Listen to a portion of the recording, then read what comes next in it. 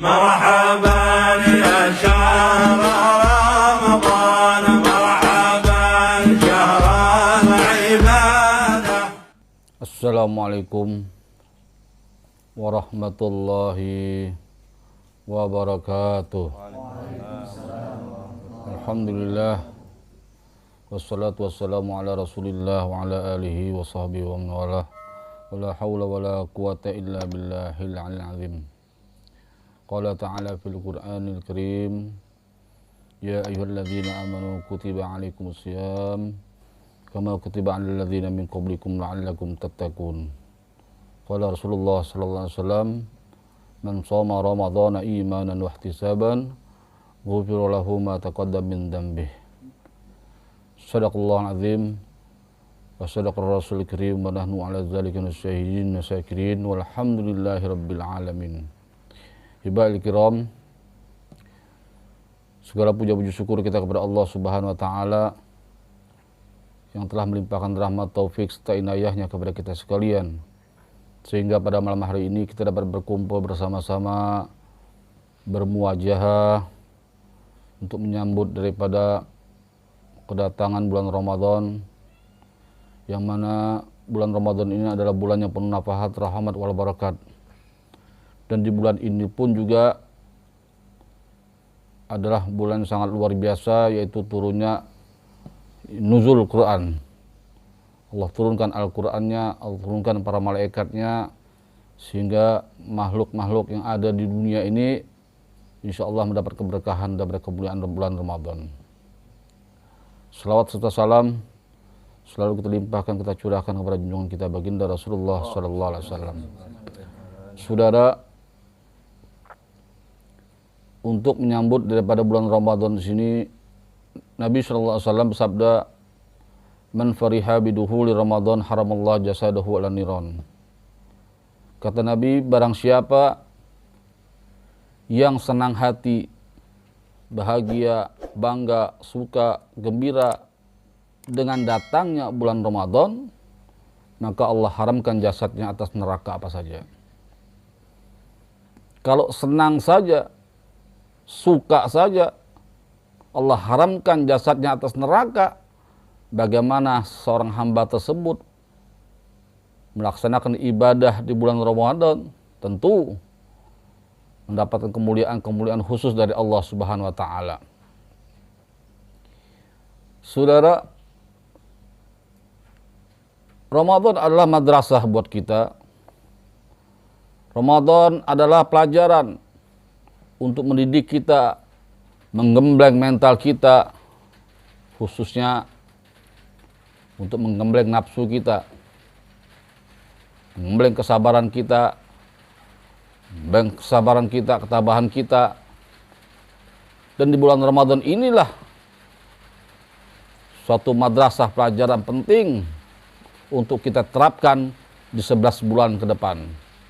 1 bulan kita digembleng, maka 11 bulan itulah yang dapat kita terapkan. Kalau melihat daripada kehidupan sekarang ini luar biasa. Banyak manusia selalu mengedepankan daripada hawa nafsunya. Bahkan iman pun kadang-kadang mereka gadaikan untuk mengejar, memperturutkan daripada hawa nafsunya, mengejar sesuatu yang semu.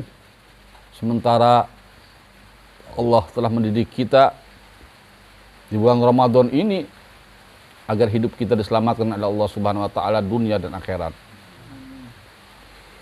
Meskipun semua yang dihalalkan oleh Allah Subhanahu wa taala, tapi ada hal-hal yang perlu kita patuhi. Ada rambu-rambu yang perlu kita jaga. Meskipun itu halal, boleh kita makan, boleh kita pakai, tapi ada hal-hal yang Allah atur di dalam kehidupan kita, terkhususnya di bulan Ramadan. Nasi kuning halal. Kapan waktunya? Habis maghrib. Es campur, nikmat, segar. Kapan waktunya? Habis maghrib. Betul? Betul. Apalagi lontong sayur, luar biasa enak. Tapi ada batasan kapan waktunya. Habis maghrib. Istri yang sudah kita nikahin halal, kapan waktunya? Habis isya. Habis maghrib, nafsu amat. Habis maghrib, habis isya tuh, atau habis taraweh, agak lagaan dikit, betul nggak? Halal istri, tapi ada aturan-aturan yang perlu kita jaga. Meskipun itu halal.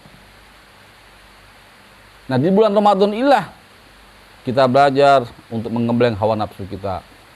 Sebagaimana Ustaz Rahman dalam minggu-minggu yang lalu telah menjelaskan bahwasanya betapa luar biasa setan itu menggoda daripada hamba-hamba Allah. Bahkan setan itu berjalan di majrdam, berjalan di urat-urat nadi manusia untuk mempersempit daripada jalan setan, yaitu dengan lapar. Dengan lapar itulah cara-cara untuk mempersempit jalan setan. Bahkan ketika Allah Subhanahu wa taala menciptakan daripada akal, Allah panggil itu akal, "Ya akal, ta'al, sini kamu." Itu akal mendekat kepada Allah Subhanahu wa taala. Akal ditanya, "Siapa kamu?"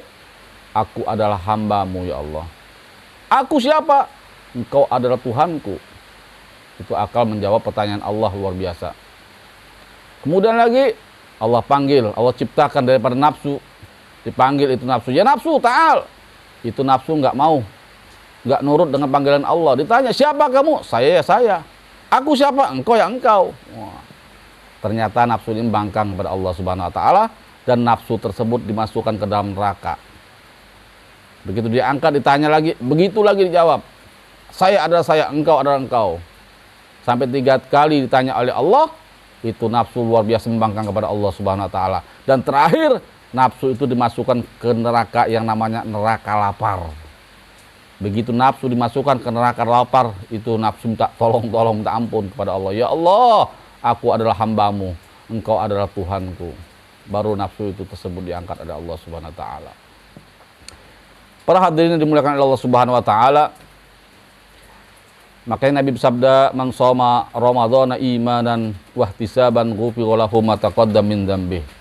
Barang siapa yang berpuasa di bulan Ramadan, imanan, didasari dengan keimanan kepada Allah Subhanahu wa taala, wahtisaban, mengharap daripada ridho Allah, mengharap daripada pahala Allah Subhanahu wa taala, ghufira lahu ma taqaddama min dzambih, maka Allah akan ampuni dosa-dosa yang telah lalu. Dalam hadis lain Nabi bersabda, "Man qama fi lailatul Ramadan imanan wahtisaban ghufira lahu ma taqaddama min dzambih." Barang siapa yang berdiri bangun di tengah malam di bulan Ramadan, maka Allah akan dengan keimanan, maka Allah akan ampuni dosa-dosa yang telah lalu. Puasa sangat luar biasa. Kalau seseorang itu menjalankan puasa ini sehingga dia dapat ampunan daripada malaikat. Bahkan di dalam sejarah ketika Nabi SAW beliau sedang naik tangga mimbar, salah satu malaikat datang kepada Nabi, "Ya Rasulullah, aku ingin berdoa dengan 3 doa. Apa engkau mau mengaminkan daripada doaku ini?" Kata Nabi, "Oke, boleh." "Apa doa yang akan disampaikan oleh malaikat tersebut?" Kata malaikat, "Ya Rasulullah, sungguh celaka seseorang yang mana disebutkan namamu, berat bibirnya untuk mengucapkan shalawat kepadamu." Lalu Nabi mengatakan, "Amin."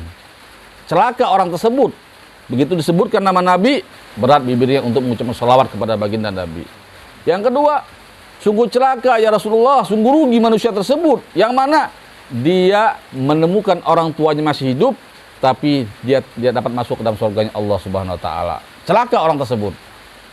Dan yang ketiga, kata malaikat, "Ya Rasulullah, sungguh celaka, sungguh rugi manusia tersebut, yang mana dia menemukan bulan Ramadan tapi tidak dapat ampunan daripada Allah Subhanahu wa taala." Bahkan Nabi mengatakan, "Kam min shaimin laisa lahu min siyamin ilal ju'wal atas." Berapa banyak orang yang berpuasa di bulan Ramadan tapi puasanya hanya mendapatkan lapar dan haus. Puasa mulutnya tidak makan dan tidak minum, tapi kadang-kadang dia masih menggibah.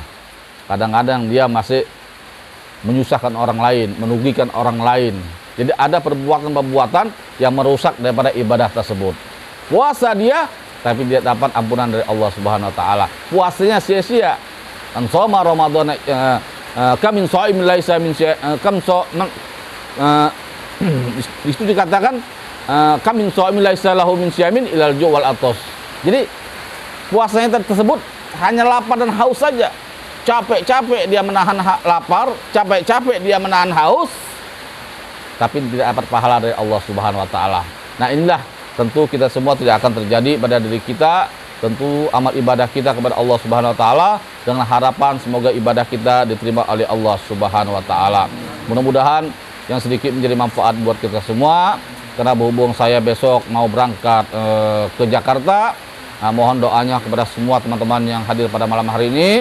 Mohon maaf sekiranya dalam pergaulan kita, dalam pertemuan kita dalam sebulan penuh ini ada kesalahan, kehilapan yang tersengaja ataupun yang disengaja. Saya mohon maaf. Semoga Allah buka pintu taubat, pintu maaf kepada kita semua. Amin amin ya rabbal alamin. Mungkin ini saja yang dapat saya sampaikan. Kurang lebih saya mohon maaf. Wabillahi taufiq wal hidayah. Walaupun minkum jami'an. Wassalamualaikum warahmatullahi wabarakatuh.